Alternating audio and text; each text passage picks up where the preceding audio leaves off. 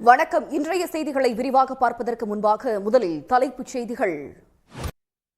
முத்துராமலிங்க தேவரின் 118வது ஜெயந்தி விழா மற்றும் 63வது குரு பூஜையை ஒட்டி பசும்பொன் நினைவிடத்தில் முதலமைச்சர் மு.க.ஸ்டாலின் மரியாதை செலுத்தினார். அதிமுகவை பொறுத்தவரை யார் துரோகம் செய்தாலும் உரிய நடவடிக்கை எடுக்கப்படும் என்று அக்கட்சியின் பொதுச் செயலாளர் எடப்பாடி பழனிசாமி எச்சரித்துள்ளார். மதுரையில் செய்தியாளர்கள் மத்தியில் பேசிய அவர், செங்கோட்டையன் பன்னீர்செல்வம் டிடிவி தினகரன் சந்திப்பு குறித்து கேள்வி எழுப்பப்பட்டது. அதற்கு பதிலளித்த அவர், இப்படிப்பட்ட துரோகிகளால் தான் 2021 அதிமுகவால் ஆட்சிக்கு வர முடியவில்லை என்று கூறினார்.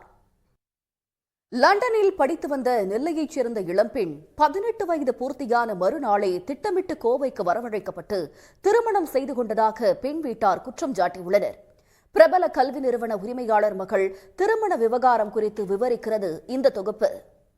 செய்திகளில் தொடர்வது சிறிய இடைவேளை.